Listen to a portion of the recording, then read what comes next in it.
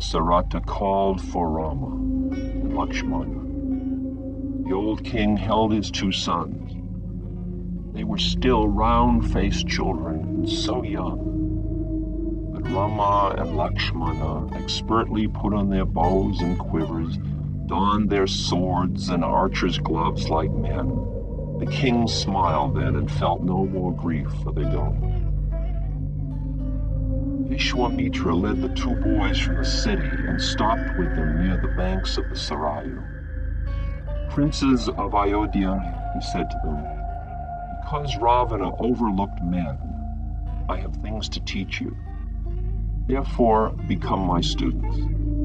That night, Vishwamitra taught heavenly weapons to Rama, beginning with the dread Brahma weapon and working down. Rama said the controlling mantras, and one by one the weapons appeared before him. He touched each one and said, "Return when I remember you." Some weapons had celestial shapes. Some were like live coals, some like smoke. They went turning round Rama and vanished. The next morning, some hermits took Rama and Lakshmana and Vishwamitra across the holy river Ganga on a raft. And before noon, they were at Vishwamitra's retreat. The Brahman lit a fire on his sloping altar. "Now I will begin," said Vishwamitra. "Protect me for 6 days and nights. Then on the 7th day, be more alert, especially towards night as the sacrifice draws to an end." On the 7th evening, Vishwamitra put a handful of jewels and colored rice on his altar. He lit some incense and laid out green and white grass stalks and a bowl of liquid butter. Then, out of nowhere, like two black clouds, the Rakshasas, Maricha and Subahu, swept in over the treetops. Rama shot 3 arrows at Maricha. Their force carried him through the air for hundreds of leagues and dumped him unconscious into the western sea. Lakshmana killed Subahu with 1 shot. At full dark, the sacrifice was finished, and Vishwamitra said, "This wood is clear of demons. That was my desire. Now come with me to the hills, for in Videha, kingdom of King Janaka, there is a bow no one can bend or even lift. Rama, you must see that bow." Walking by easy stages, they reached the Videha land. The hills were rising and the rivers ran swift and cold. Soon they saw King Janaka coming to meet them. "These are the Ayodhya princes Rama and Lakshmana," said Vishwamitra. "They are eager to see your bow." "Long since did Shiva give me that heavenly bow," said the king. "To bend Shiva's bow is the dowry of my daughter Sita, whose mother is Prithivi, the goddess Earth. 14 years ago, I was plowing in a clearing beyond the city. When turning back, I found Sita there in the furrow I had just made. As a golden-skinned baby, she rose from her Mother Earth and sat throwing handfuls of dust over her feet. Sita is beautiful, a girl more lovely than any garden, half divine and unmarried." Rama said, "We are curious to see the strength of your bow." King Janaka called an order, and 5 strong men with great difficulty brought Shiva's bow on an 8-wheeled cart. Janaka said, "Rama, open the box."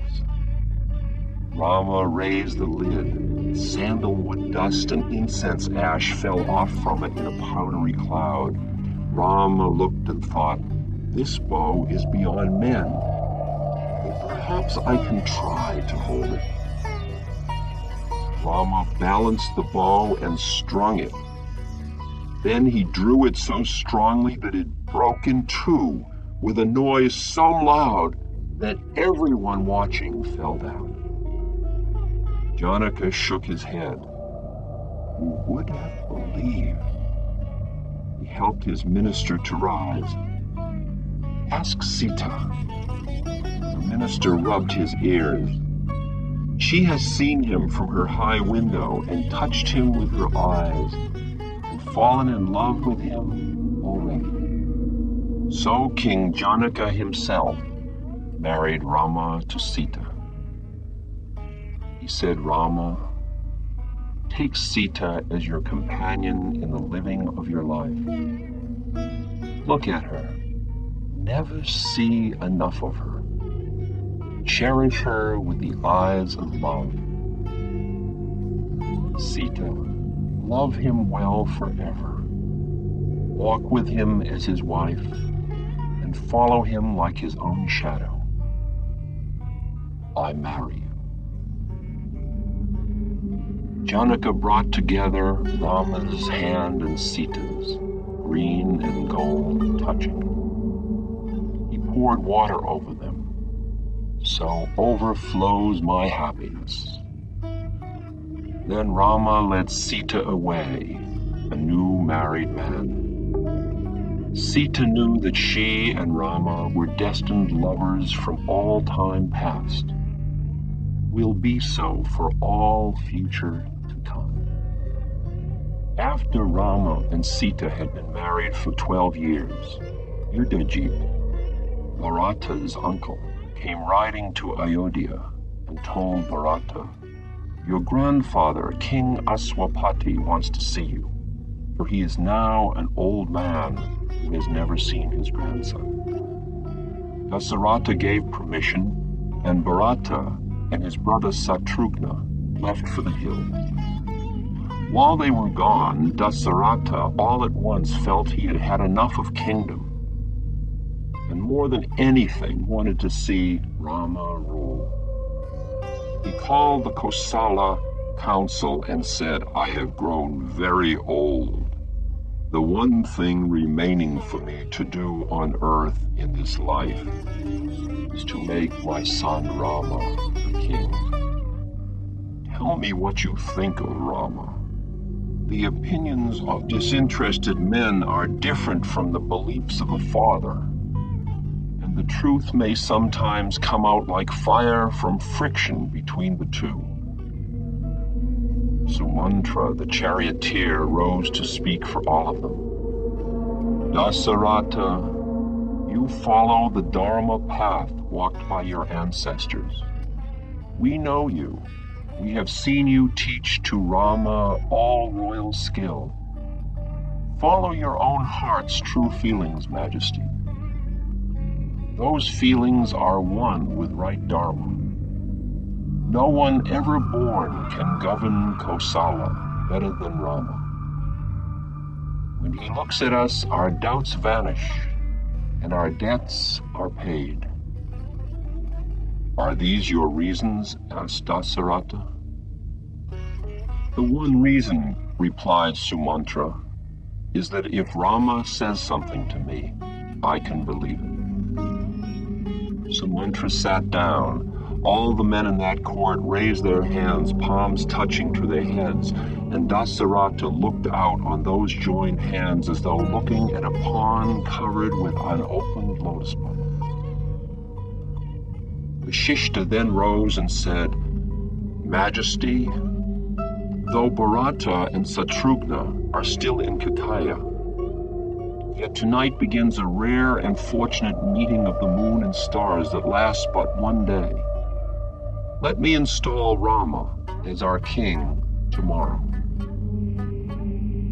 Dasarata sat upon his throne, very old, his life nearly parted and gone. He blinked his eyes and tears fell down his face. My people, I am very happy. As evening came, Manthara, the hunchback, climbed limping up outside the stairs of the royal palace. She was Queen Kakai's old family nurse, a sin-seeking hag, sour and malicious and cruel. She entered the palace and saw a passing servant girl wearing a new bangle. Manthara grabbed her and screeched, "Where did you steal those diamonds?" The girl backed against the wall. "Kakai made us presents. Oh, happy Manthara, tomorrow Rama will be our king." Manthara's face crumbled like a hill knocked apart in an earthquake. She ran to Kakai. "Oh, queen," she whined. "Here comes enduring destruction, danger, loss, and grief. Rama will be king." "I know," Kakai laughed and tossed Manthara a sack of rubies. "Take them as your reward for welcome news." Manthara frowned. Her brow was like a cliff of folded stones. "Tell your son Bharata never to return. Think of him now as an orphan in hiding." Kai said, "Rama is just as dear to me as my own son. Ever since Rama was a child, you have tried to lay on him your own vices, which are indeed truly large enough for more than two." "Don't you know your lazy days are over?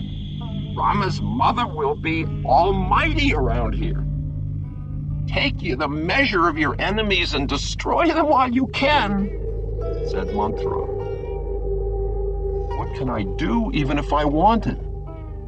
"Make Dasarata install Bharata as king. Use your two wishes.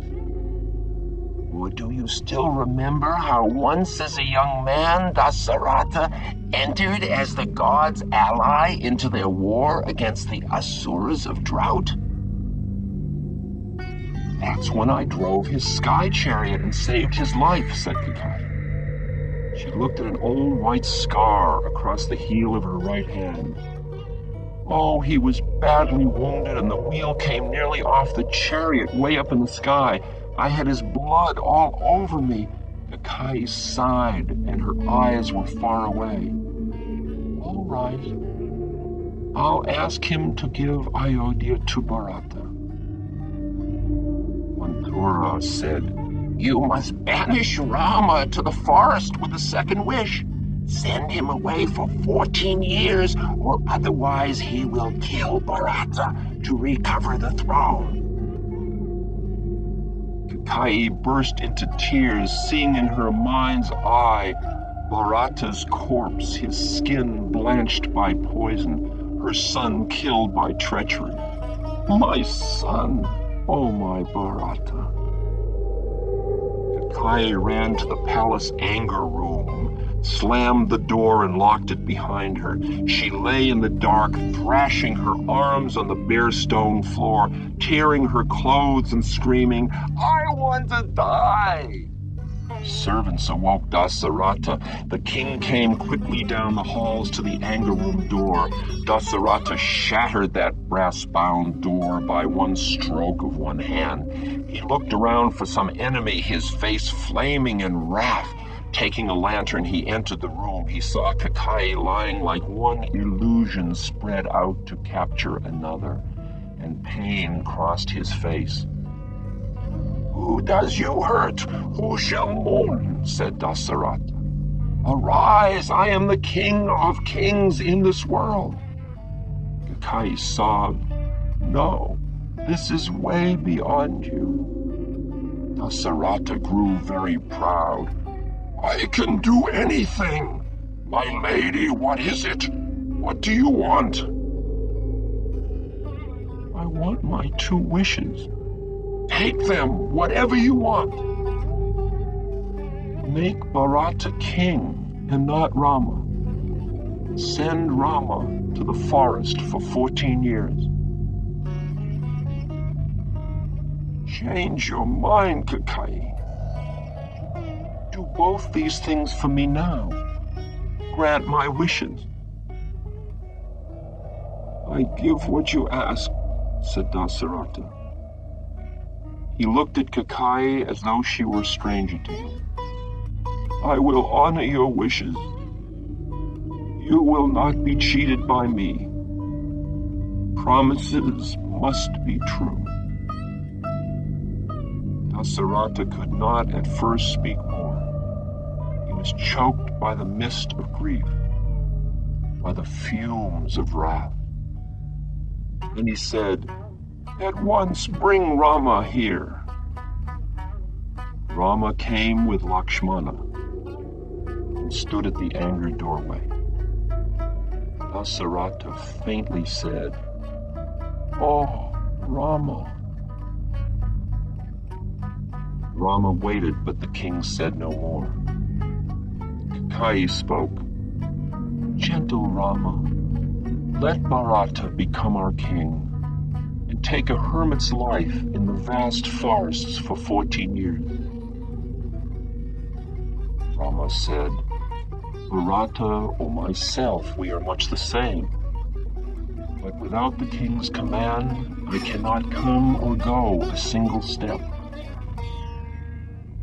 "But these are my 2 promises," said Kakeyi.